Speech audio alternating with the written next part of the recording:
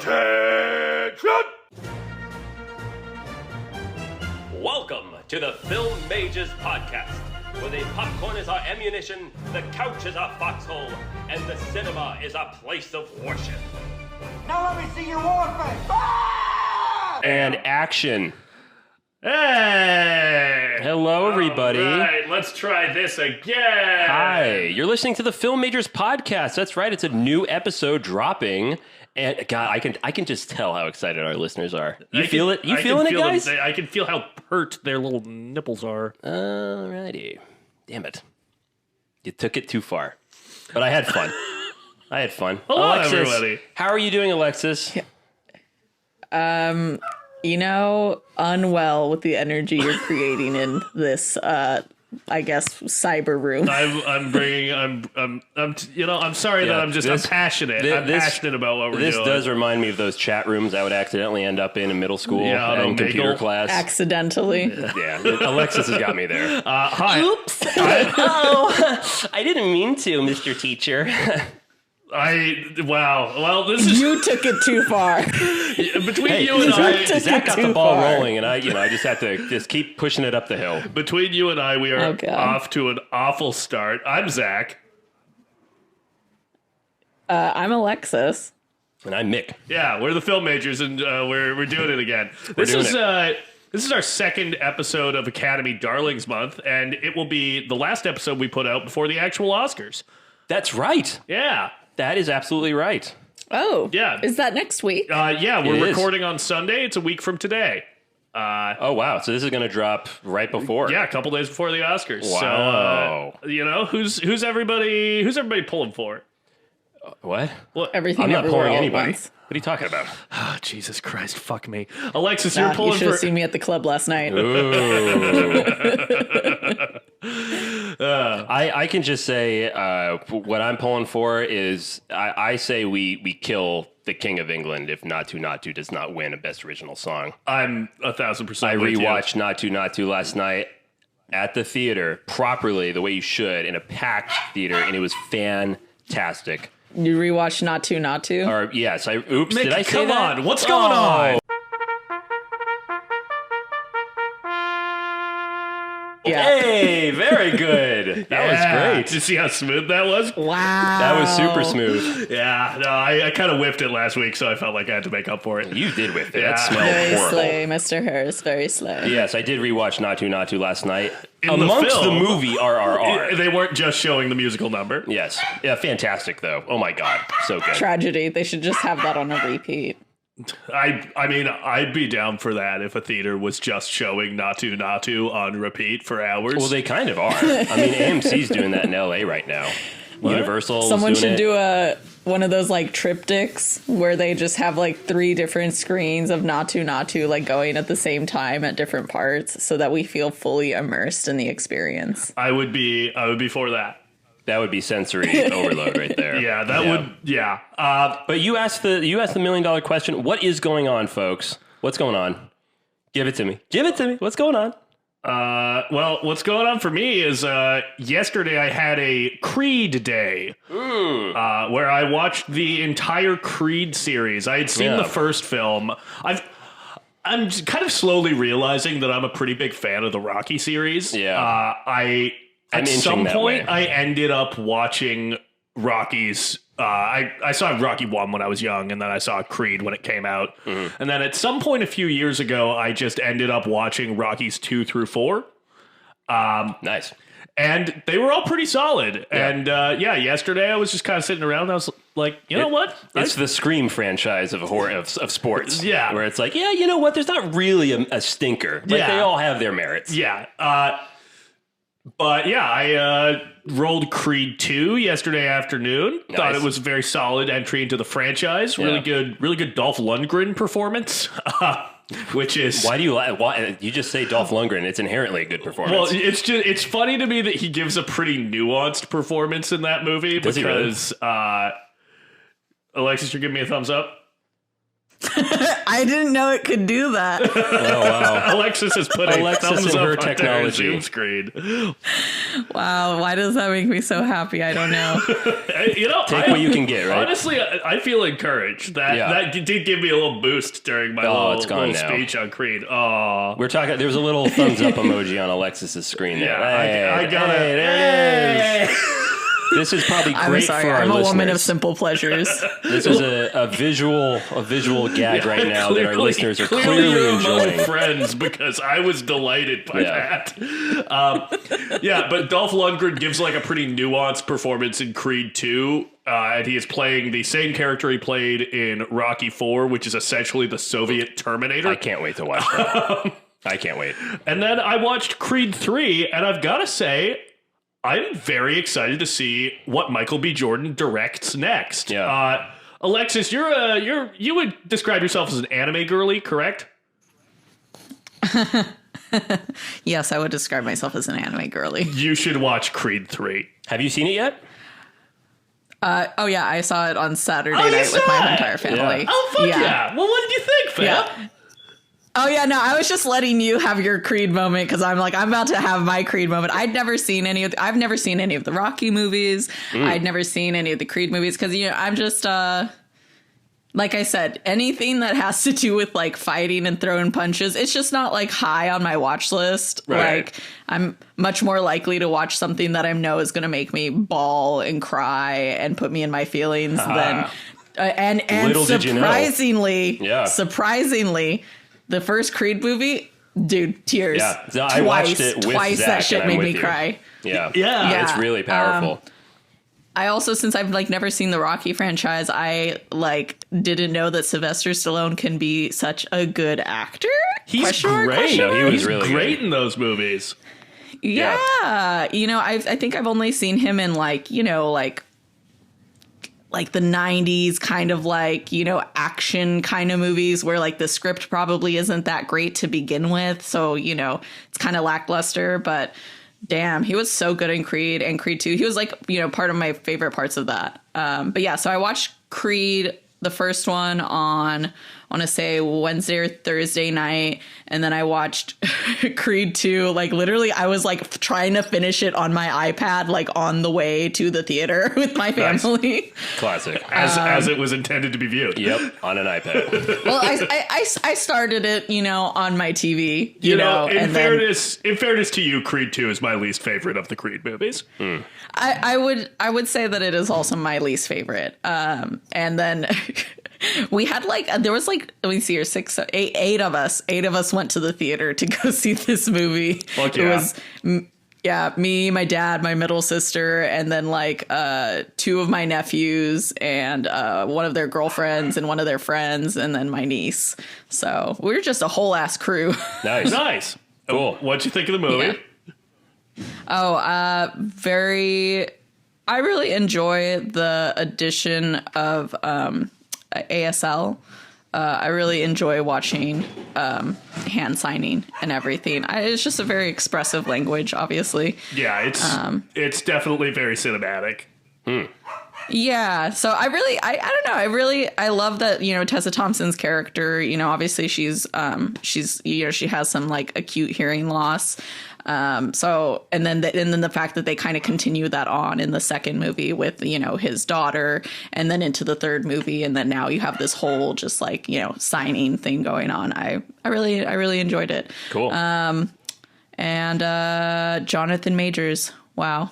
Yeah. I'm just so excited to see everything that man is going to be doing for he's the having rest a of his moment time right as an now. actor. Yeah. I felt really fortunate that I went and saw The Last Black Man in San Francisco when it came out, which was kind of his I love breakout that movie. Yeah, First time I ever saw him. Yeah, I thought it was really great, and I remember like noticing his performance and being like, "Who is this guy? He's great." Can I give a little? Wait, go ahead. Yeah, and then I don't know. I feel like I had a similar experience between him and Adam Driver, where both of them, the first time I saw them, were in really good movies where they play sort of like strange offbeat characters. Yeah. And I remember thinking, oh, what a like interesting character actor. Yeah. I'm Don't know his name, but man, I'm so glad he brought something to this movie. And then a few years later, I was like, oh, Yeah. everybody wants to fuck this guy, huh? I Yeah. mean, fair enough. Yeah, quick story I want to give about Jonathan Majors. The AD team that I work with a lot out of San Francisco, a lot of the crew worked on Last Black Man in San Francisco. Oh, very cool. They made that movie. And they said that it was one of the worst shit shows of a production of all time. Oh my Which is God. amazing because that was probably one of my favorite movies of the year. I love that movie. It ended up being so good.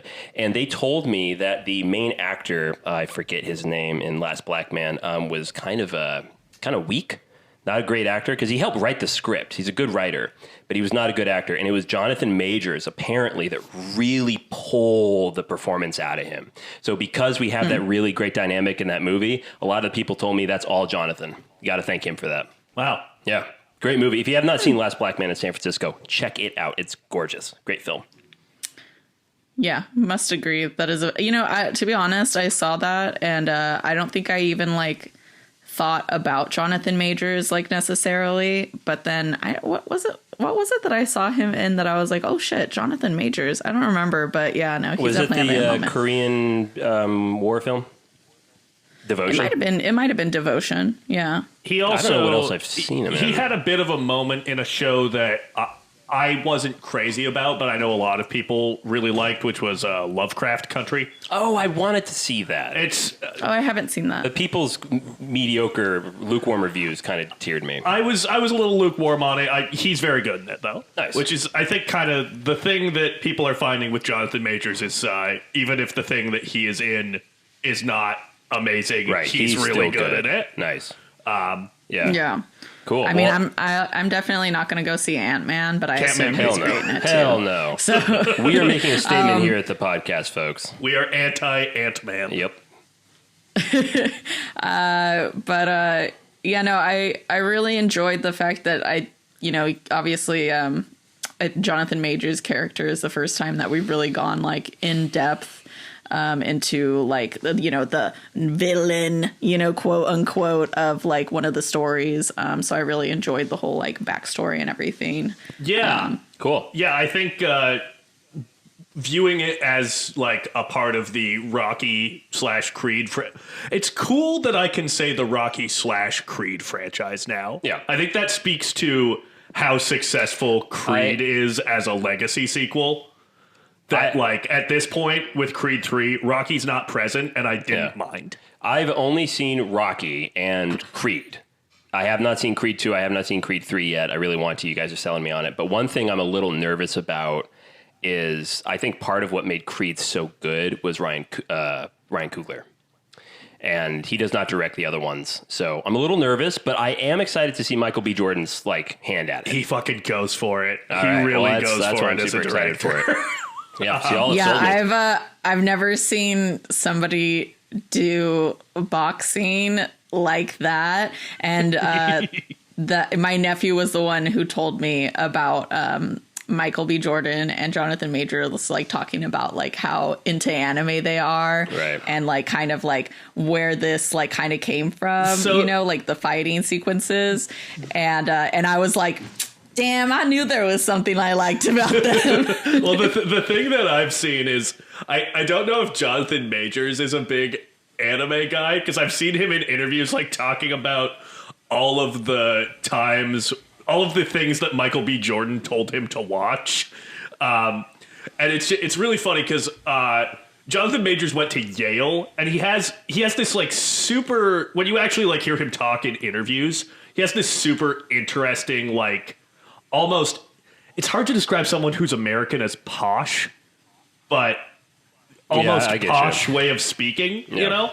Yeah. And hearing him talk about Naruto is so fucking fun. Oh my God, I gotta watch this interview. Very slay, very Yeah, slay. yeah. I definitely have to hear him talk about Naruto. That is my boy. Yeah, just hearing him talk about a specific fight from Naruto that Michael B. Jordan made him watch, and like all of the things that are present in that fight that he's like I describing to wonder him. if it's the one between Naruto and Sasuke, I or would if it's a not know. different one. Yeah, I'm really curious now. I need to know. Yeah. I'm driven by this knowledge. I'm gonna change the subject really quickly, Alexis. The new Demon Slayer that's hitting theaters right now. Do you know about it? Is that a sequel? Have I seen that already? You've seen that already. Okay, never mind then. Look, if you read the title, it's just the title of this last season. They just put it in a movie format. And okay. They did. Gotcha. Yeah, they did obviously when they did Mugen Train, when they released a new season, quote unquote, of Demon Slayer, it was literally just Mugen Train. And then they released the newest season, obviously just like on Crunchyroll. And then now they're repackaging it straight up as a movie. I think, it's just a way of like making more money. Right. And like, based on how well Mugen Train did, I'm understanding why they're kind of keeping this train rolling. Yeah, there it is. Nice.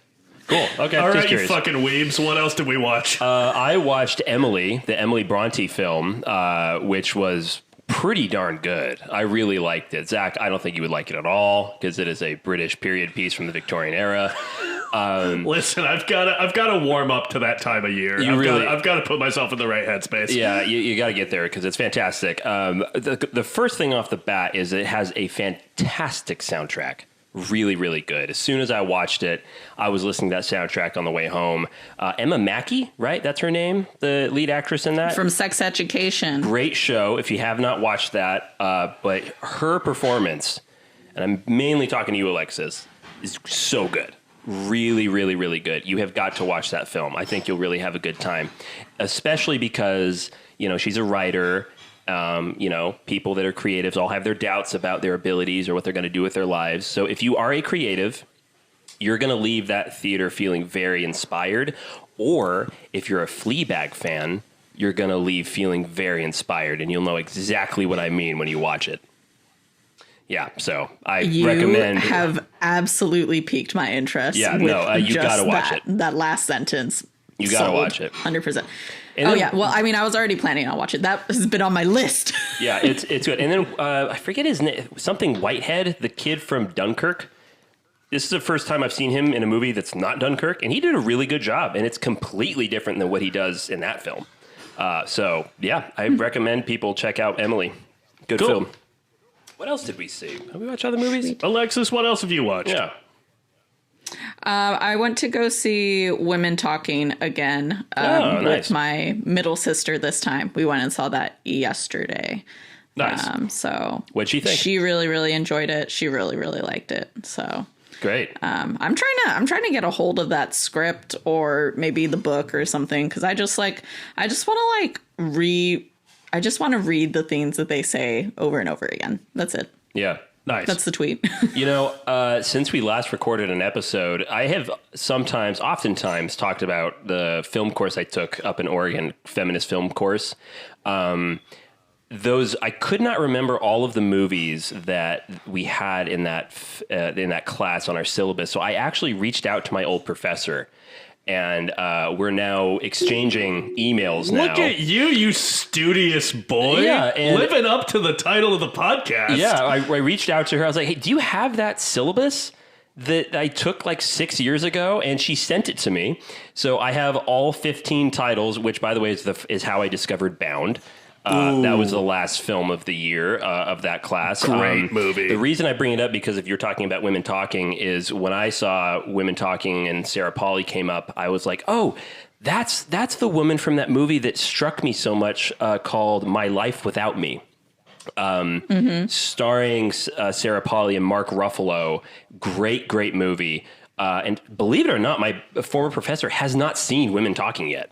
And I told her, you have got to watch that immediately. She's familiar with the material that it's based on. She's read the book, but I really, really talked it up. But I got to say, it's been really wonderful kind of being pen pals with her. And, if there is a professor or teacher in your life, listeners, that you had a profound effect on you and you want to kind of send them your gratitude and just kind of check in on how they're doing, do it. It's really, really cool, really fun. Alexis, you need to email Michelle. That's my way of saying that. She could tell. She was like, oh, I know where this is going. You know, as soon as you started your whole little spiel, I've got the ugliest look on my face. It wasn't that ugly. I don't know. I'd be mortified to reach out to Michelle. I feel, I don't know. It's not intimidating. It's not the right word, but dressed down by their intelligence.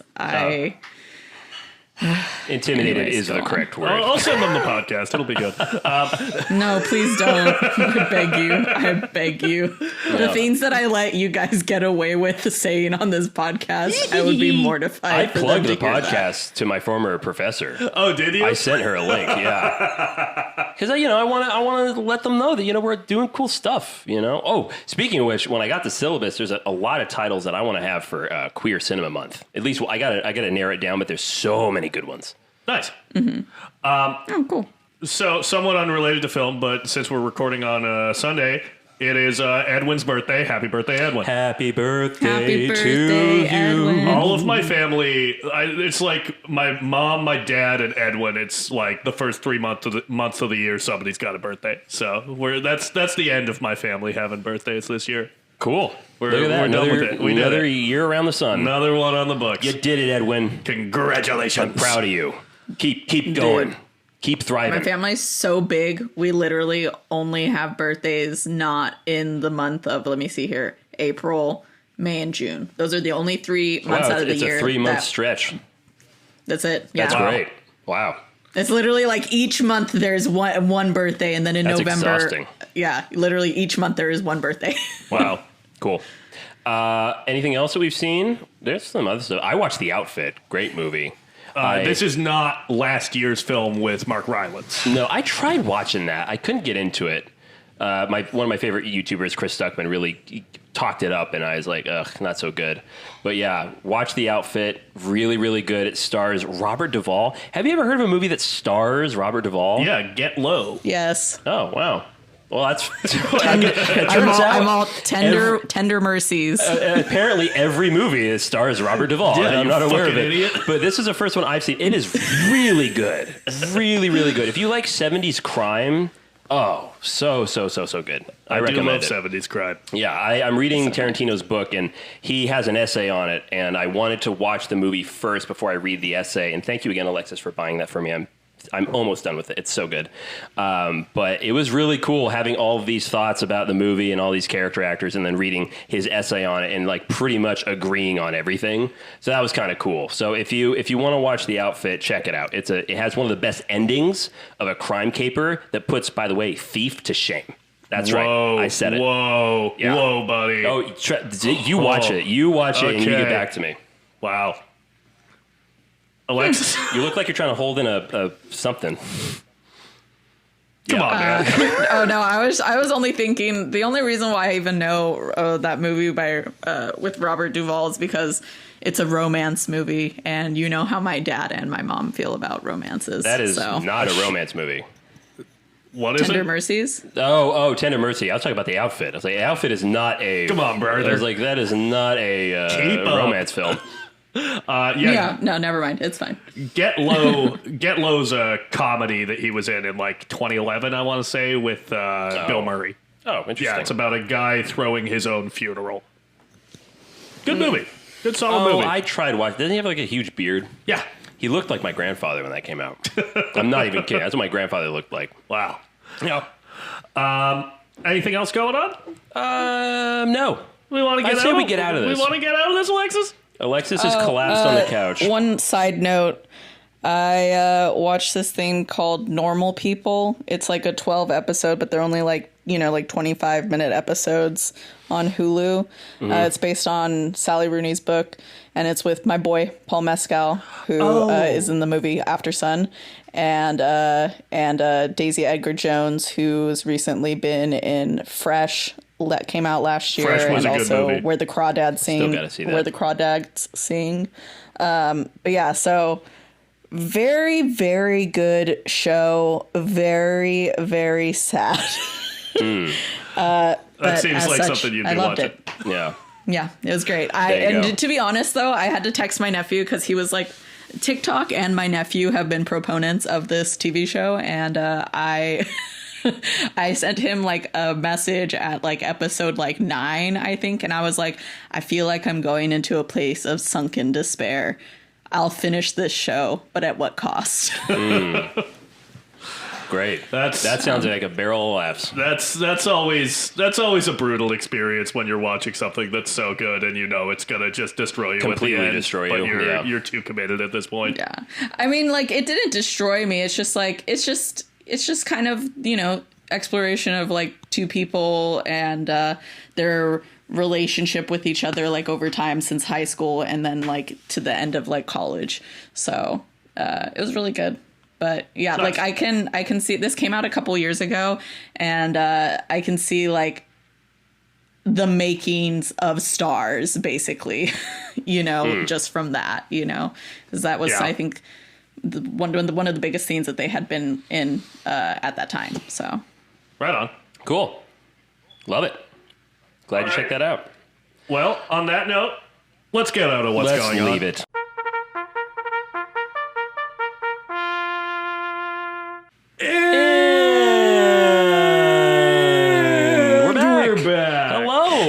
How are you folks? If you went away for a while, I hope you had a good time, you know, and now we're back. Look at that. Yeah. We're here to talk about the movie that our episode is dedicated to. Well, we're here to talk about the big topic first. Well, of course, but we got to get there first. Yeah, well, let's get to the big topic right now, shall we? What is the big topic? The big topic is our favorite films about the entertainment industry. Yes. I'm sure the industry loves those.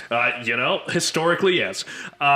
I'm opening this up to the entertainment industry beyond just film because this movie doesn't explicitly deal with filmmaking. It does kind of tangentially.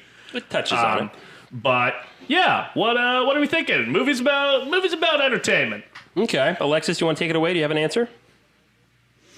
Funnily enough, I really had to think about this because I was like, how many movies have I even actually watched that are about the entertainment industry? I'm kind of with you. I had struggled with this one too. Wow, that makes I mean, like, I think what did I end up doing?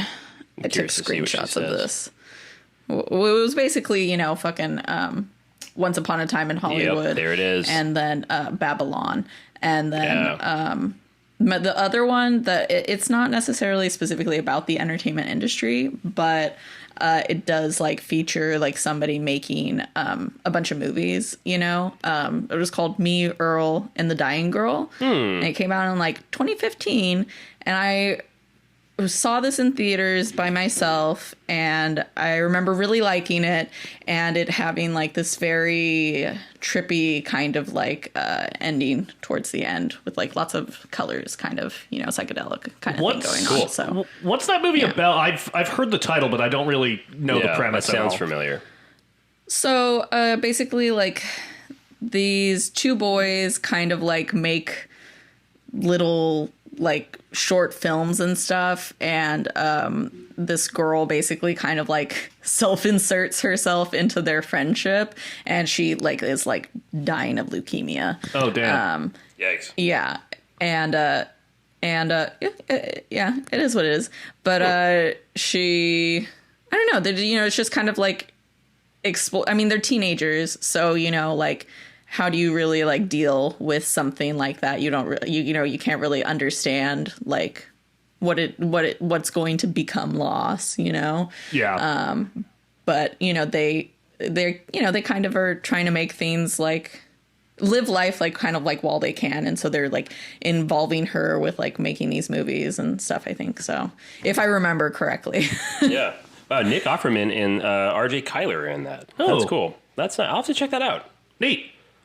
Awesome. Good answer. Yeah, nice. I feel like kind of underseen movie. I hadn't really heard anything about it before. So, and believe it or not, I had completely forgotten about Babylon. That's a great answer too. Really good answer. Oh yeah, because when you asked, all I could think about was literally just fucking Once Upon a Time in Hollywood and then Babylon. Yeah. You know what else also had come to mind, though, was Valley of the Dolls, which I would not say is like a very good movie, but it's a very fun. Some of the acting is a little crazy overdone in parts. Is it Sharon Tate in that? Yeah. Okay. Yeah, Sharon Tate. Nice. That's one of her only movies. Yeah. So. Well, wow. Speaking of Sharon Tate, Once Upon a Time in Hollywood. Yeah, That is a that's great my one. answer. That movie has continued to grow on me since I've seen it. It's so rewatchable. It's so quotable.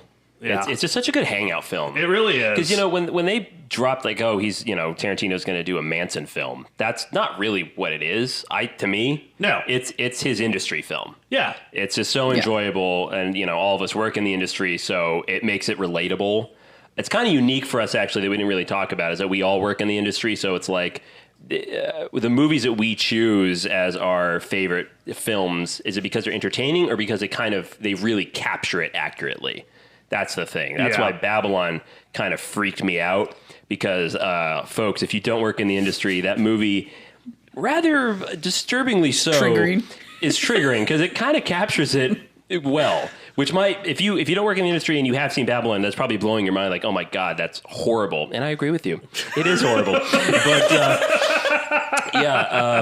Once Upon a Time in Hollywood is probably my go-to. But another movie I'll give a shout out to is Birdman. I really enjoy that film. This film that we're talking about today, Birdman reminds me a lot of it. I think I like this film more. I agree with you. But I did get shades of Birdman. Because I came up in the theater. I went to theater camp for like 12 years of my life. I started off as a camper and ended up being one of the directors of the camp.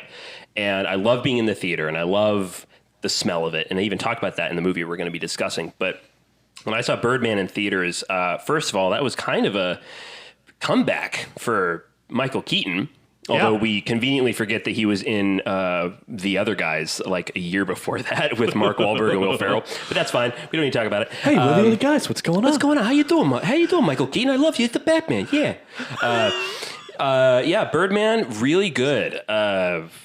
Really hilarious too, and I think they capture it well. I love how they kind of shit all over comic book films, which still, we're still stuck in it. Yeah, and Michael Keaton has become ensnared in it once again. I know. Oh, good dude. When we saw that trailer for the Flash, the Flash, and he ends up showing up, I'm like, God, that pissed me off. Yeah, I don't like it because they don't shoot that bat suit looks good when Tim Burton is shooting it. Yeah, exactly. And when you have put to light it in correctly. like broad daylight with a bunch of wonky CGI around it, I don't know. I'm just disappointed that he's in it. I'm sure it's a good, solid paycheck, and I will never, slander someone for that. But enjoy being paid. Yeah. If we're talking about movies about entertainment from last year, gotta shout out my favorite movie of the year, Nope. That is... that's right. That is a movie about the industry. Absolutely a movie about the industry. That's right. I don't know. As someone who... I've done most of my work on commercial sets. Mm-hmm. The opening scene where... and I've worked in the COVID department. Right. So the opening scene where OJ and Emerald are giving their safety speech on a commercial set of people who do not want to be there was so exactly an experience that I've had. Interesting. Really, really think it nailed it. Plus, I don't know. Going back to Chris Stuckman, who you've brought up. Yeah. He talked about how Nope is a love letter to crew. Interesting. And I absolutely think that. Like, it's your big action climax features someone in a bright orange hoodie that says crew emblazoned on the back. It's about those below the line people, and I really appreciate that, and I think it's kind of unique for a movie about the film industry to kind of focus on those people. I remember when we shot that scene with the horse kicking the makeup bag, it was very confusing because half the crew were background looking like crew and the other half was actual crew. So God. At first I thought, we have a bunch of new crew today. So I'm like going up to him asking like, hey, you know where the bathroom is? Or do you need an extra battery for your walkie? And they're looking at me like I'm an idiot, which maybe they were right. That was a fun scene to shoot. I enjoyed that. Yeah. So Nope is definitely one of mine. I had something else that I was. That's a really good answer. I had something else I was thinking of too. We could talk. Fabelmans is kind of. Well, yeah. The two that I'm hesitant to bring up are the Fabelmans and Super 8. Super 8. Yeah, no, I thought about that too. Because Super 8 is not about the entertainment industry, but it is about making movies with your friends. Exactly. There's a difference. That's different. Yeah. The Fabelmans is closer, but still. Yeah. Mulholland Drive is another good one. I gotta watch that. God damn it. Yeah, I don't know. Alexis, you have any other ones? No, but you brought up the whole like making movies with your friends, and that made me, because I also was looking at Be Kind Rewind. Have you guys ever seen that movie? No, but I did just think of another movie. Is it who does it? It's with Jack Black. He gets into an accident at like some sort of Mitchie, you put that stupid down. Sorry. Alexa's disciplining her child. She has my mom's slipper. I really think that this is a fun new wrinkle to the podcast. It is. We kind of have a fourth host now, and it's a little dog. Yes. This is my Toto. Hi, Toto.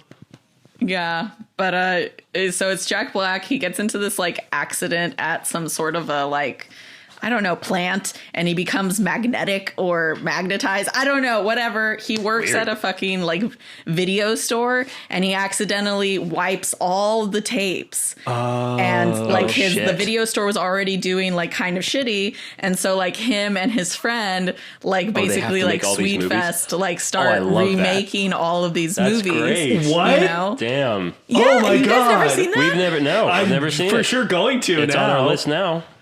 Wow. Great. I don't remember if it was that good, but I remember the premise is very interesting. That's really fun. For me, if a premise is good enough, even if I know the movie's not going to be that great, I'm going to check it out. Yeah. I want to see it. Like, let's have a crack at it. Cool. Yeah. Be Kind Rewind. I love that. The one other one I want to bring up is Get Shorty, which is... I don't think I've seen that. LOL. It was during like John Travolta's 90s comeback after Pulp Fiction. Wait, is that the Brian De Palma? No, it's not picture? Brian De Palma. It's Barry Sonnenfeld. What was the movie we watched where he's like a sound guy? Oh, that's Blowout. Is that De Palma? That is De Palma. I want to That's another rewatch good that. one. Holy shit. That was a really good picture. Blowout is like Rear Window, but with a sound guy. Yeah, so cool. So it kind of captures the sound of a murder. I'm currently reading a chapter about De Palma, and they cover that movie, and I'm like, God damn it, I gotta rewatch that. Yeah, Blowout's good. But Get Shorty is about a mob guy from Miami who goes to LA to collect money. He's like a loan shark guy, and he goes to collect money from this kind of shitty B-movie producer played by Gene Hackman. Oh, I love it already. I love it already. And he, instead of collecting the money, pitches him on an idea for a movie based on his life. And it's about them going around trying to get this movie made. Danny DeVito's in it. Oh, wait a minute. Rene Russo. Isn't Be Cool the sequel? Be Cool is the sequel that most people are like, think is terrible. No, it is. And I've seen that movie. That's the only one I've seen, Be Cool. So with Vince Vaughn doing African-American vernacular throughout the whole film. Ooh. But that's the joke. That's the bit. Okay. Well, Get Shorty is the cast also includes Delroy Lindo. Oh, hell yeah. Dennis Farina, who is the New York mob guy in Snatch, who comes over and then his last line is, "Do you have anything to declare?" "Yeah, don't go to fucking England." Yeah, he's great. And also James Gandolfini. Oh, well, we love him. Yes, Mick and I are continuing in our Sopranos adventure. It's such a good show. Great show. Everyone, you're right. You're right. Sopranos is a damn good show. Alexis, you're in your late 20s. You'll get to it soon. Eventually, you'll feel the itch. I really don't feel the itch at all. It'll happen. Alexis, I'm with you. Like, I have been putting this off for years, No, and I'm it's finally not gonna watching it, happen. and it's good. It's a wonderful I show. haven't even therapy. watched Yeah. Breaking Bad or Game of Thrones. There's no way I'm ever gonna get I to haven't the watched Game of Sopranos. Thrones either. Like, there's no way. There's like too many seasons that's what for I me said. to do. The best chance of getting me to watch a TV show is if it is one season only. Fair so enough. like a miniseries. Yes, I love miniseries. Oh my god, I'd die for miniseries. You should check out True Detective. Have you seen John Adams? No. Oh, you should. That's a good miniseries. I know. I've seen. And that's all I've I have seen to like say. a 30-minute part of an episode of John Adams that I had to watch for a history class. So For film. Yeah, no. Or for history. Yeah, no. That actually, John Adams, I'm going to get out of this, I promise. John Adams Yeah, how are we doing is on the movies about miniseries, entertainment? is the miniseries that got me first excited about period pieces. That's what got the ball rolling for me, was the John Adams. So I gotta give a shout out to that. yeah. I just looked over the shelf and saw another one. What? Tropic motherfucking Thunder. Oh yeah, that's a LOL. really good movie about the industry. Tropic That's a Thunder great is one. a great movie about filmmaking. Yes, it's it so is. funny. It really holds up. Yeah. I love it. All we have to do is just look at the shelf. Yeah. It's great. Jack And Black. if you so- have not listened to an episode, yet, the shelf is our shelf of so many movies we have in our living room. Yeah. So I think the moral of the story is go check out Jack Black's filmography. Yes. You'll find some Yeah. hits. Yep. now that I'm High Fidelity. home That's a at good my one. mom's house, I do think that we have you beat. We have like 6 shelves of movies and TV shows. It is honestly kind of horrific. I had to put all of it in alphabetical That order the sounds other like you're night. throwing down the gauntlet. Huh? Wow. So it sounds like you throwing down the gauntlet, which we may have to pick up, Zach. Well, we're not picky. We don't get only Blu-rays. So So I think that we should post a photo of each of our shelves on the Instagram. Oh, we should. To give the listeners some reference for Yeah. what everybody's Because dealing I'm sure with. they're dying They're to see chomping it. at the bit. I know they are. They're clamoring after it. Like, come on, show us the shelf. I guess sure I can that's like why. Photoshop them all together because there's like one that's in a built-in shelf in the living room, and then one that's on an actual shelf, and then another shelf in my mom's bedroom, and then she has like all of her series of like Gunsmoke and Rawhide and like the Jetsons like MASH. on it, and MASH, all of the seasons of MASH Yep. on a different like on a shelf somewhere else. Zach can tell you that is the show that I have going every morning. It is while I eat on almost breakfast. every morning. I in love it. It's my our morning apartment. show. I love MASH. I'm kind of surprised I haven't really actually like sat down and watched a It's full so episode. good, dude. The writing's fantastic. You know, actually, the movie that we're talking about today, the writing in it reminds me of MASH. It has that quickness to it, the kind of sharp, really good one-liners. I Yeah. really enjoy it. Which, can we talk about our movie? Because I've been really want to talk about this. Yeah, Can we move on? We've Sure. really spun our wheels for a Oh. long time. I really yeah. need to watch Birdman still. You haven't seen Birdman? No, It's solid. I never got around to it. I think it's more than solid. I think that's a really solid film. Okay. Also, Boogie Nights is another good entertainment industry movie. That's another Can really that good be one. my choice? That movie. I Yes, want 'cause that you one. have autonomy and agency, so go ahead and do it. Yes. Oh my God. Okay. All right, that's Alexis's Best pick. representation of a cocaine other than probably, I don't know, maybe Scarface and Blow with Johnny Depp. Like the way that they Yeah. play somebody being on drugs in Boogie Nights is so realistic.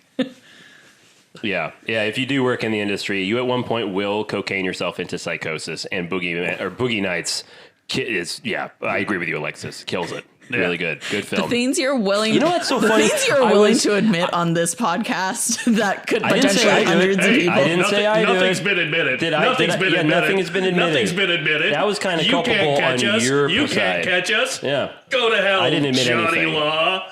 Good Lord. You know, when I was at the gym before we recorded this, I was like, does Paul Thomas Anderson, does he have one? And I couldn't think of it, but he does. Yeah, it's Boogie Nights. Boogie Nights, you great film. turning into First time another I saw it, I gave it a jock. 5 out of 5.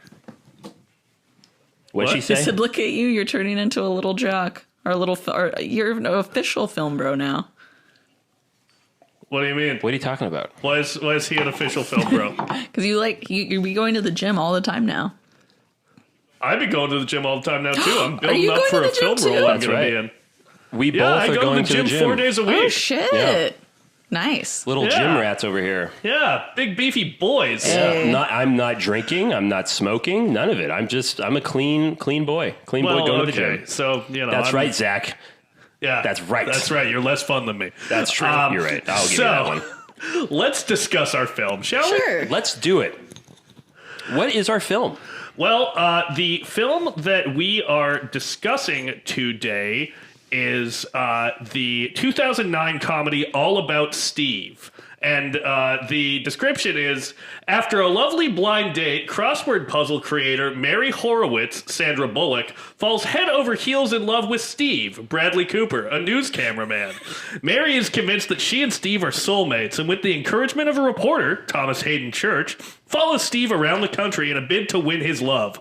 Along the way, she befriends an assortment of misfits who accept her for who she is, leading her to reassess her reasons for this strange journey. This is a Phil Trail film. It won Sandra Bullock the Razzie for Worst Actress. Yeah. Can I just say that I know this is a bit. What's a bit? But when we first put on All About Eve. Oh, shit. Yeah, that's the movie you're supposed to watch. Oh, I was damn. like, I made a stupid joke. I was like, hey, All About Steve, right? So I start typing it in on Amazon, and then All About Steve shows up. I'm like, oh my God, this is a real movie. I click on it, and as soon as I saw the poster, like a repressed memory from when I was 14 years old comes up. I was like, oh my God, Bradley Cooper and Sandra Bullock in All About Steve. We should watch that instead. And so we did. Oh, wait. So Zach, I hope you're ready to talk about All About Steve. Had you never seen that before? We didn't watch All About Steve. I have to be fully honest. Yeah, no, we couldn't do it. When Mick was at the gym, I almost did, but I watched a movie that I didn't bring up at all during. Yeah, that was an interesting choice. Our entertainment films discussion, which was Hail Caesar, which is really good. Which I still have to watch that. Yeah. But no, today, folks, we're going to cut through the bullshit now. We are talking about All About Eve, a 1950 film directed by Joseph L. Mankiewicz, and it is the backstage story revolving around aspiring actress Eve Harrington, not Steve Harrington. That would have been interesting, though. Oh, well, sign me up. Tattered and forlorn, Eve shows up in the dressing room of Broadway megastar Margot Channing, telling a melancholy life story to Margot and her friends. Margot takes Eve under her wing, and it appears that Eve is a conniver that uses Margot. You know what? I like that they use the word conniver. That's a good description. Yeah. I like that. So right off the bat, folks, correct me if I'm wrong, but this is the first. Is this the first episode we've had where all three of us had not seen the movie? It's the first one since Barbarian, which Barbarian's a little different. Right. That's but kind of it's the closest we've come because we all saw Barbarian and then we're like, we've got to talk about this. Right, because it was in theaters at the time. Yeah, go ahead and check out that episode. It's our third one. It's pretty good. This is the first older film, right? That none of us had seen before. Yeah. Right? I think so. Alexis? Yeah, I mean, how many like old movies have we actually reviewed though? No, not that. Just any movie that didn't come out in theaters. Yeah, because Yeah, I think so. this is the first. Yeah, this is the first main topic movie that we all hadn't seen. Yeah, which I got to say, I commend you on your pick, Zach, because this was fantastic. Well, we have to commend the birthday boy himself, Edwin, because did Edwin? Edwin saw pitch this in theaters and was like, "You should check this movie out." And I took a chance on it. Edwin, my dude, I'm very glad because I really liked this movie. Yeah, thank you, Edwin. I had such a good time. In fact, I meant to take notes, and I took some, but I was so invested in this story. I really put my phone down. And I was just in it. Really, really good movie. What do you think, Alexis? What? Wet. Bathroom floor wet. Okay. I'm for sure keeping that. That's got to stay That was in. so funny. What did you think, Alexis? What? What did you think? Sorry, my mother. You gotta lock your door, wanted dude. to let Dolores. me know that the bathroom floor is wet. So for our listeners at home, our bathroom floor Zach, you is laugh, wet. but that is a safety concern. Okay. I don't know, Alexis. I think we should pause the episode. You should go in and confirm whether or not it is in fact wet. I'm willing to wait for that. No, shut up. I know our listeners are like, wait, is it wet though? Jesus Christ, Alexis, what did you think of the movie? You know, I really liked it. The parts that I saw, because I'm not gonna lie, I was like, What? I was like super, super cozy with Mitchie on the couch, and we were laying down, and like, I don't know, I just kind of like, I think I was fading in and out at like a couple parts, and then I was like, oh God, yeah, I'm awake. When did you watch it? Was it at night? Late at night? No, it was literally like 2 That was hours probably- ago. I knew it, like middle of the day. The sun was high. Listen, it's so cold over here. I'm not letting you off the hook for this. I'm not letting you off the hook. It's cold here, and Mick and I were getting cozy on the couch. Yeah. But we stayed awake. This kept movie each other kept our attention. Were you guys spooning? Because me and Mitchie were spooning like hella hard. We were spooning. You might even say it was perky. Nipply? Was it nipply? It was a perky. It was. It was a wee bit Some nipply. nipple action. I would say perky. It was a perky movie going experience. That's how I would describe Jesus all about Christ. Eve. Yeah, so I want to I'm give getting some the worst for roping mental us in. image. Oh my god. Hey, you asked for it, Yeah. which is what I told Zach. Listen, sometimes you gotta get some body heat from your boy. Wow. Yeah. But what I did see of it, I thought was incredible, and the dialogue was fucking rock solid and Sharp as hell. Right? Those Mankiewicz boys are good writers. They are. Bette Davis, iconic. Very Davis. young Betty Marilyn Davis. Monroe, Did iconic. she just say Bette Davis? Sorry, what were you saying? What? Oh, early Marilyn Monroe. Yeah, early Marilyn Monroe, so gorgeous, so pretty. I didn't recognize her for a second. Yeah. At first, she popped up on screen, and we're like, "Oh, that's kind of a nice looking background actor." And then we were like, "Oh my God, that's Marilyn Monroe." It was when she spoke. I was like, "Oh my God." Yeah, which That's is her. I don't know why we didn't recognize her because she looks exactly like Marilyn Monroe. Yeah, she's just literally Marilyn Monroe. That Marilyn Monroe lookalike. Wow. Yeah. So I'd like to give a little bit of awards background on All That's About right, because Eve. we're talking about this because it is an Academy darling. Yes. All About Eve was nominated for, I believe, 14 Academy Awards, Wow. which would seem inconceivable for a comedy if not for the fact that Everything Everywhere All at Once has so many nominations this year. That's right, because this is a comedy, for Yeah. sure. And Wow. All About Eve won 6 Oscars, including Best Picture, Best Adapted Screenplay for Joseph Mankiewicz, and Best Supporting Actor for George Sanders. Who plays... DeWitt, Addison DeWitt, the Really? critic. Yeah. Interesting choice. Betty Davis was nominated and didn't win Best Actress. Ann Baxter That's was a mistake. nominated. So I think it might have been a situation where they split the vote because Ann Baxter was also nominated for Best she Actress. plays... does she play Eve, or does she play... what was her name? Karen? I believe she plays Eve. Let me Okay, double good. 'Cause check that would be weird that Karen gets nominated. She wasn't a lead. Yes, Yeah. Ann Baxter plays Eve. Wow. What? Oh, no, never mind. Sorry, I'm thinking about someone else. Cool. Anyway, but yeah, it was a highly acclaimed movie, and I can see why. I don't know. I think it kind of maybe doesn't mark the beginning of, but marks an early example of the Oscars loving movies about actors. themselves. Yeah. Yeah, no, for sure. I'll admit, DeWitt bringing us into the film in the beginning really was dull. I did not like the opening scene of his narration talking about the awards. I was like, oh boy, this is going to be a stingy, dry film, which then it immediately is not. As soon as we meet Betty Davis, you first of all, she is so iconic. She's so She funny is in this so movie. good. She's hilarious. I've only ever seen her. The other movie I've seen her in is Now Voyager. Really good movie. But yeah, I think my least favorite parts of this film are the opening scene and the ending scene. Everything else in the middle is some of the best black and white movie making that I think I've ever seen. Like, Yeah. it is so good. And, I wouldn't say, like, there's not a lot of dynamic camera movements or anything like that, but if you can sit down and watch a movie with just people talking to one another, it's so good. It is so, so good. Yeah, it's incredibly riveting and like funny in like kind of a modern way. Yeah. There's a fucking blowjob There joke is a in this blowjob movie. joke. It was amazing. Yeah, it's Oh, well, she came over and apologized, didn't she? Yeah, on her knees, I'm sure. yeah, Karen is talking about how Lloyd, Karen's husband, is talking about how Eve came over and apologized to him for essentially smearing Betty Davis as Margot, smearing her in the press. Yeah. And yeah, his wife is like, oh, she apologized on her knees, no doubt. And it's like, I couldn't believe it. Damn. I couldn't believe it. I was like, From a movie from 1950? Yeah, they snuck a blowjob joke in there. That's undeniable. Knowing Mankiewicz, undeniably blowjob joke. Yeah, there's no other way to read pretty that. bold considering as husband and wife, they don't even share a bed in the movie.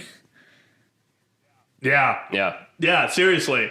For all of the like Hays Cody stuff. Yeah, I was blown away. They sneak in some real saucy humor. Yeah. I also got to give a shout out to Gary Merrill, who plays the one, the only Bill Simpson. Bill. I have not loved a character like just so, like the more that he talks and the more he reveals himself, I'm like, this guy right here, he's my hero. I was so relieved. You have no idea, listeners, how relieved I was that he was, spoiler alert, not corrupted. He was not corrupted by Eve's advances. Yes, well put. I loved Bill and Margot's relationship so much. I loved it so much. You know, she tries to make a pass at him, and he's like, "No, I'm into the older ladies, and I like a full hen and not these spring chickens." Yeah, he doesn't say that, but that's the energy he's giving off. That's a Mick line. That's not a Mankiewicz line. I think he was more of the, "Why would I want you when I have her?" And I was like, that is exactly what you want your fucking man to say when some woman fucking tries to come for him. Oh, absolutely. Because I was terrified. I was like, don't do it, Bill. Because I loved him so much already. I was like, don't do it. As I told Zach, I was like, keep the blood in your head. Don't let it go south. Dude. Think with your head, my dude. And he did, and I'm proud of him. He went until the end. The reveal at the end with Addison DeWitt, when she's like kind of trying to get him to like play her game at the very end, and then he's like, no, you belong to me, and I'm going to get you to admit that you belong to me, which was a very, very toxic. This is a very toxic dynamic. That was fucked up. I'm going to go on record. Yeah, it was very fucked up. Go ahead, Alexis, finish. Super fucked up. But I was just like, I was honest. It's kind of like when you're like, kind of horrified by what's happening, but you're so intrigued, because I was just like, no, how is he gonna like reveal all this? But she's crazy. Eve, I kept waiting for her to get her comeuppance, but I'm gonna go on record and say that the comeuppance that she does get is not deserved. She should have gotten, some consequences to her actions, but straight up getting into this abusive relationship with DeWitt, this controlling relationship, I don't think her crimes are worth that. And I'm not saying the movie's necessarily supporting this, like, oh, this is what should happen to you if you do this. I think it's also a scathing critique of DeWitt. But this is the point where I think it shares some DNA with Birdman, but does it a little better. Yeah, Birdman also has like a critic character who is just so evil. Yeah, and in Birdman, I don't know. It feels a little not nearly as evil as DeWitt.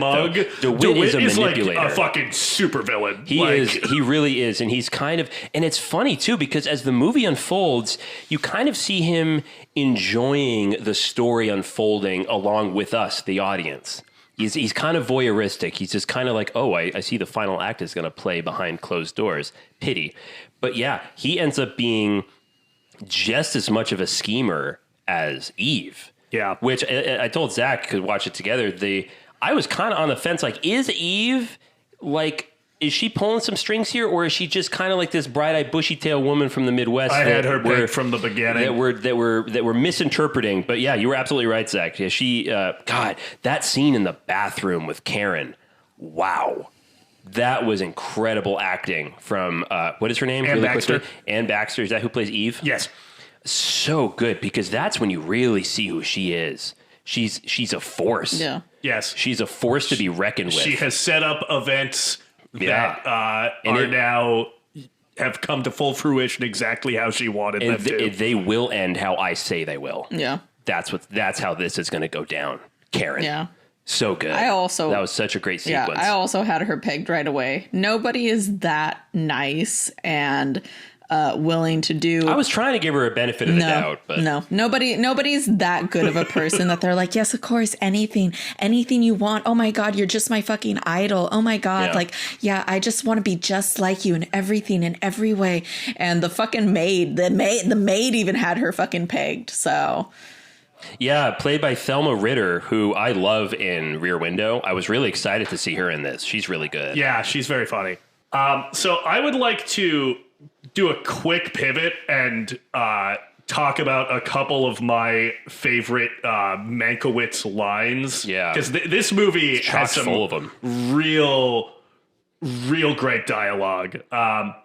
There's something that DeWitt says, I believe, where he goes, "The general atmosphere is very Macbethish. Something has or is about to happen." Yeah, that's the one I was looking at just now that I wrote down. That's really, really good.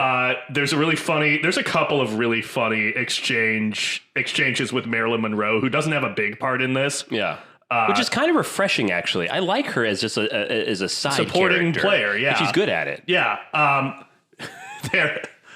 She calls the butler at Margot's house a waiter, and then DeWitt is like, "Oh no, he's actually called a butler," and she's like, "Well, I don't want to yell that. Maybe somebody's name is Butler." And then DeWitt responds, "Don't worry," or no, he says, "You have a point. It's an idiotic one, but a point." I love that. Yeah. That was such a funny, it's just a great scene. Like they're all sitting on the stairwell, having that dialogue that very quickly becomes so contentious. Mm-hmm. That was, this movie is just full of so many good scenes. Yeah. Another really great line from Margot when she receives the note at the restaurant from Eve after she's realized that Eve is a schemer and this article has come out. Oh, yeah. She goes, "This beats all world records for running, jumping, or standing gall." Yeah, really good line. Which is another way of saying this bitch's audacity. Yeah, no, seriously. I just, of things that we like to discuss on this podcast. A bitch's audacity. Yeah, no, yes. Indeed, audacity. Which, by the way, this film passes the Bechdel test with flying colors. A film from the 1950s. And passes a Makomori test as well. What's the Makomori test? That's based on the character from Pacific Rim, where she has her own arc, and the character, it has to be a female character with a name and has to have an arc that does not support a male character's arc. Yeah. And this absolutely counts as that. Yeah, Margot and Eve both absolutely have their own arcs. Yeah, it's fantastic. I find it interesting that George Sanders gets third billing on this movie, because I would say that the three principal characters in this movie are Margot, Eve, and Karen. He was probably just a bigger name at the time. Yeah, I can see that. Which, you know what? I mean, shit, I would put Gary Merrill above George Sanders. He put Bill. Yeah, he has more screen time than Addison does. Yeah, I guess that, Addison is like very pivotal to plot developments, and he's kind of our narrator, so I guess that maybe makes sense. Yeah. I was, once it became really obvious to me that, okay, Eve's up to no good, I was kind of torn, because I was like, you know what? Eve is manipulating, and she's making these opportunities. She's kind of being this puppet master, but she's just really motivated. And one thing that she cannot take away from Margot is her talent. So when she ends up being an understudy and ends up absolutely nailing the audition, like it's hard to be mad at her for that. Like, she's a talented actress. She's talented. She's got the talent. She's not a talentless hack that's trying to tear down someone who is talented. She's an equally talented person that's trying to make her way. She's trying to create those opportunities. And then Margot starts having this breakdown, this kind of self-destruction spiral that she's going into that was really kind of sad to watch, because it's, as I said, it's kind of like Eve picked the perfect target, because Margot was kind of teetering on self-destruction, and all she needed was that little push. And then because she's really full of anxiety about her age, she keeps calling herself an old lady, and everyone around is like, "You're not old, you're not old, you're not old." Here she is this aging star, and then here comes this rising star, which says a lot about Margot, but it also just says so much about the industry and how that is a very real anxiety that so many women in the industry have to deal with because of, the patriarchy of just, they're not interested in older women. They're just not. And it's really sad. And that's not Margot's fault that she's going through all of this anxiety about that, which is why I'm really glad that towards the third act, she kind of makes peace with all of this and finds happiness with Bill and ends up not turning Bill away. I thought that was such a sad scene on the stage where they're having a bit of a fight. Everyone else is left and Bill's laying on the bed and basically confesses his love. Like, you know what? Reminds her at least, I'm in love with you and I want to get married to you. And she kind of scoffs him off and then he ends up walking away and she goes, where are you going? You're going to go see Eve, I'm sure. And I was so let down when she said that. So I was like, that is the wrong thing to say. Because it disappointed me. It was like, God, you keep making this about this fucking girl. Fucking chill. I'm trying to talk to you about you. And you, I don't know. It was really frustrating, but I was really glad they ended up together. One of my favorite on-screen couples I've seen in a very long time. I thought they were meant for each other. And in a way, I think Addison and Eve were kind of meant for each other too at the very end. Although I still say that Addison is, that is a harsh punishment for what she did. Yeah. Take it away, either one of you. He seems generally like an unfeeling kind of character who just, I don't know. He's so dry and yeah. Yeah. The point where he says that he also has a general contempt for humanity. It's like Jesus Christ. It's definitely giving like, I hate the world, but I know because like I know that I'm better than everybody else. Right. And I hate narcissism. Yeah, and I hate people like that. But I mean, I don't know. I think that like Eve is probably such a good actress because she practices every day. Her whole life story. Her whole life is an act. So it made sense to me that she's just like immediately so good at it. But yeah, no, it is a bit unnerving to see how easily she kind of flips between her act of like naive ingenue into kind of like a cold-blooded killer basically. Yeah, I mean, when she makes a pass at Bill and he rejects it and walks out, that was the first time we really get a glimpse at her when she tries to tear her wig apart. Oh, yeah. Like, damn. Okay, this is Eve right here. This is the real Eve. Hello, nice to meet you. Not really. I'm terrified. Yeah. She's basically turned into Glenn Close in Fatal Attraction. Yeah. Yeah. You could say she's giving Glenergy. She's giving Glenergy. Hardcore. You know what's great about this whole little section right here? This is an allusion to two separate movies. It's an allusion to Bridget Jones's Diary because she says at one point in the movie, or I'm going to turn into Glenn Close. I'm about to turn into Glenn Close in Fatal Attraction, and then Glenergy from Do Revenge. We got such a metaverse going on in our podcast. Yeah, go back, check those episodes out. Why don't you? Yeah, give us that fucking listenership. Give it to us. I need it. I need to succeed. I love slandering Do Revenge, but I gotta say it did give us Glenergy, and I love that term. Yeah. I will thank that film for bestowing upon us that term, which I use a lot. The other movie that this kind of gave me shades of, which is a much, much, much worse movie than this, but is also about the entertainment industry, is a little film also starring John Travolta called The Fanatic. Oh, yeah. Which definitely. is a movie about a insane man who wants to befriend and potentially steal the life of this kind of shitty actor.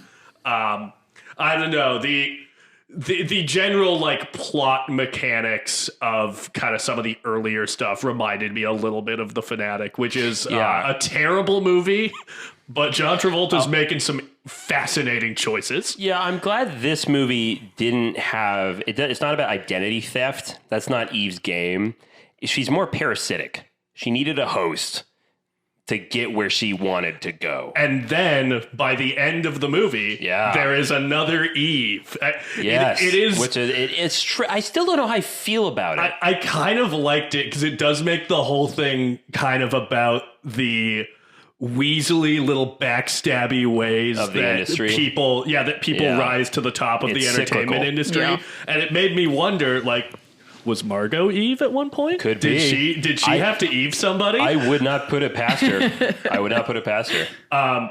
Also, another solid line that she delivers right at the beginning when she's like complaining about having to do this fucking drama that Lloyd has written, where she's, I believe, like sort of a lovesick woman trying to get married. She goes, "Write me a play about a nice, normal woman who shoots her husband." Yes, that's a great line. Another thing I'll give, one thing I really liked about, it's funny, I said I didn't like the beginning and the end, but there's another reason I do like it, the bookends, is because you start the film with Eve winning an award, and you see Margot and Karen looking not very happy about it. They're the only people in the room who you see who aren't applauding. Exactly. And as you're going throughout the film, especially in that scene where DeWitt, it feels like he's about to expose Eve for her whole game. What was the name of that theater in San Francisco? Yeah, no, that's a great theater, right? This whole story of hers is bullshit. That's so exciting. He's going to expose her. He doesn't, because Zach reminded me, no, because she ends up winning an award at the end, so he probably helps her. What's great about DeWitt in the ending is that it completely reframes the opening scene, because I thought it was going to be, Eve ends up winning the day. This is going to be an inevitable thing. It is going to go her way. She's going to win the award, and there is Margot not happy about it. No, that's not what that scene is. That scene is Eve who's being held prisoner. And now we know that Karen and Margot in that scene, I mean, they're not applauding for it because, they don't fucking like her, but they're doing much better. Margot's still in a play. She herself decided to turn down that part of that other play, I forget the name of it, that was going to be a cast for a younger character. Footsteps on the Ceiling. Footsteps on the Ceiling, right. It completely reframes that scene of, oh my God, no, this is, Eve is winning an award, but she is losing her game. She absolutely lost. Which I thought that was really good writing on the part of Mankiewicz of reframing that whole thing. Yeah, because if you think about it, the true winners would be Karen and Margot, because they actually have a genuine connection with the people that they are with in their lives. The people that they share their lives with. They have a genuine connection. They are actually well and truly loved for who they are as a person. And I love that Addison said this thing about Lloyd would never leave Karen. Or Lloyd might leave Karen, but he would never leave her for you. And I was like, Yeah, no, that was great. That was really, really great. Yeah. I like how in the scene in the alleyway and the dressing room where we first really meet Eve and Margot, it sets you up to think of Margot as this kind of brash, uncaring person. Yeah. And Eve as this, the movie really does set you down the path of, Eve's so sweet. Yeah. And Margot is this woman is fans, they're parasites. Right, yeah. And then, she's right. She's absolutely right. She's actually she right. is a parasite. Yeah. God, that I just remembered another great fucking line in the movie is where it's at Margot's party, it's technically Bill's birthday party, right? Yeah. Yes. And she's at the piano and she's drinking herself away, and the guy's playing this very sad song for the 5th time in a row. He tries to play something upbeat. She's like, no, play it again. I played it 4 times. We'll play it a 5th time. And then Bill comes over and leans on the piano and goes, so everyone's wondering when they're going to show the body. and she goes, oh, it's still getting embalmed. Drinks. Yeah. Oh, that was so good. That show Another was great funny. line. This movie, it do be reminding me of shades of The Favorite, because there's Oh, interesting. You know, because they're, you know, I mean, like, you know, Emma Stone's character plays this plays off as being like this naive young woman, you know, who doesn't know much of the world in some ways, you know. Yeah, kind of a Babe in the Woods type. Yeah. And then Valley of the Dolls, what was her fucking name? Mackenzie something. Anyways, so she is the understudy for a role of like an older actress, and this older actress basically is like, get this woman out of my show, or like, oh no, she has a one song in this like musical, and the older woman is like, get her out of my fucking show, like she's gonna upstage me basically. And so like later on, this girl ends up doing something like very unkind to this older woman that, you know, wouldn't help her get a leg up, you know. But that, like I said, Valley of the Dolls is also kind of like about the entertainment industry. So it was definitely giving this like women in competition feel kind of thing. So I definitely enjoy it. I enjoy it in this and The Favorite so much more, because instead of being in competition for like a man, they're in competition for just their lives. Their lives and their own success. Yeah, making a mark. It's doing about what they love. women who are ambitious. Yeah. Not only doing what they love, but what they're good at. Yeah, and in a world that, you know, is not kind to ambitious women. Yeah. Because, like, you know, the external force of just the simple fact that there are limited parts for older actresses is kind of a huge antagonistic force in this movie, and is what is, you know, motivating both Eve and Margot. Yeah.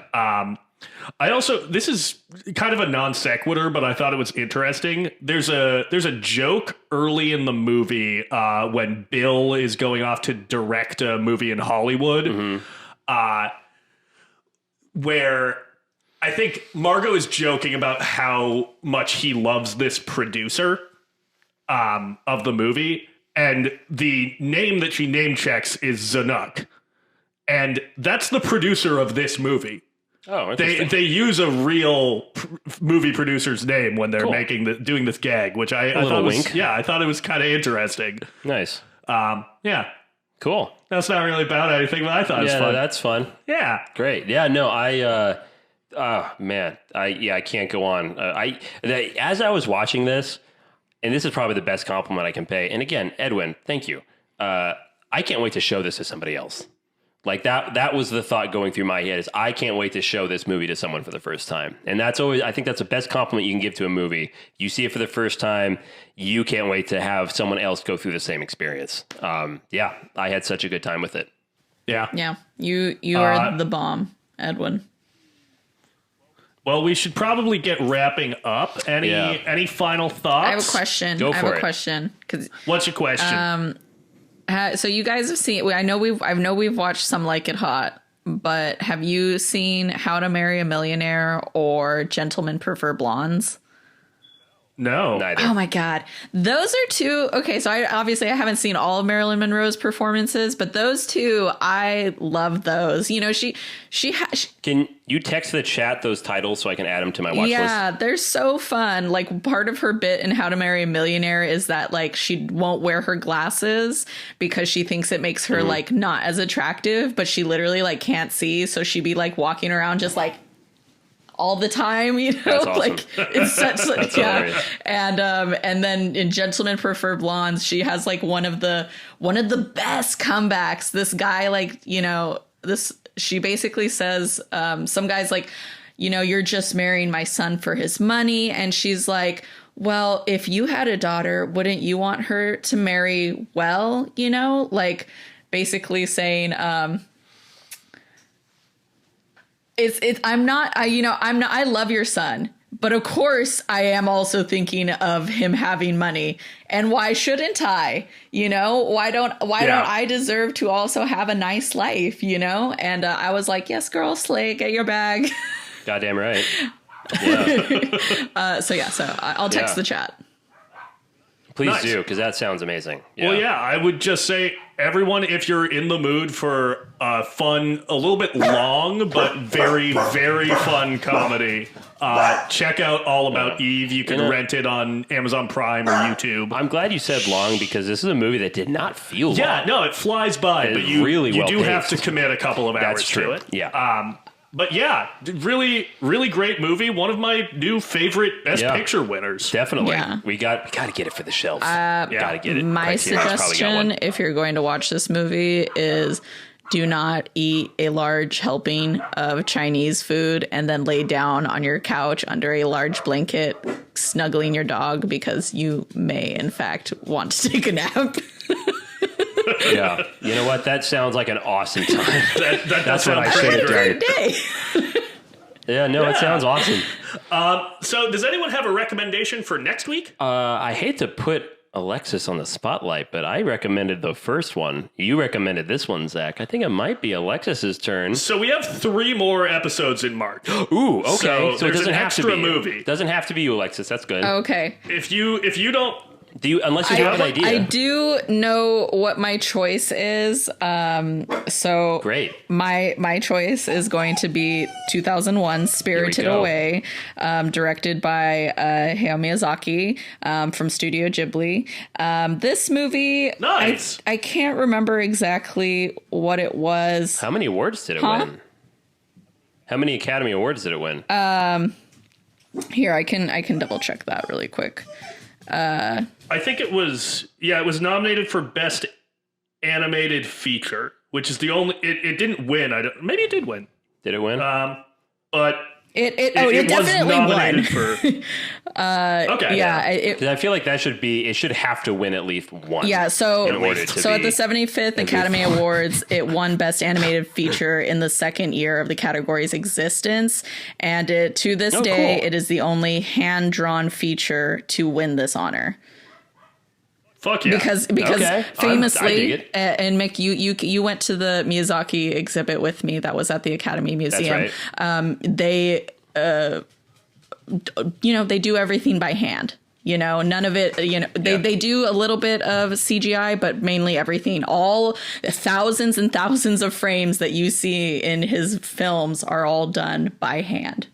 Like, these are craftspeople that made this film. Yes. Yeah. So lovely. Cool. Well, yeah, Spirited you can find Spirited Away on HBO Max. So check it out. I can tell a lot of listeners are probably really happy about that choice. Yeah, that's. I watched it for the first Alexis. time this year, so I'm excited to see it again and get a little more out of it. hell yeah. It makes me so happy to talk about an animated movie.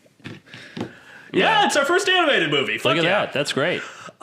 And you can, as I said, you can find the movie on HBO Max. If you want to find us on social media, you can find us at Film Majors Pod on Instagram, Twitter, and TikTok. And if you want to shoot us an email, tell Please us do. what some of your favorite Academy Award nominated films are. What are some of your most hated? Yeah, because I might be more interested in that one. Let us know. There's a lot of them. You can email us at filmmajorspod@gmail.com. And follow us on Letterboxd, folks. Come on. Follow us on Letterboxd. Also, our individual accounts. Michael B. Jordan, I know you're listening to the podcast, so if you ever just want to write in and have a talk about some of the animes that you watch, like, I'm here for you.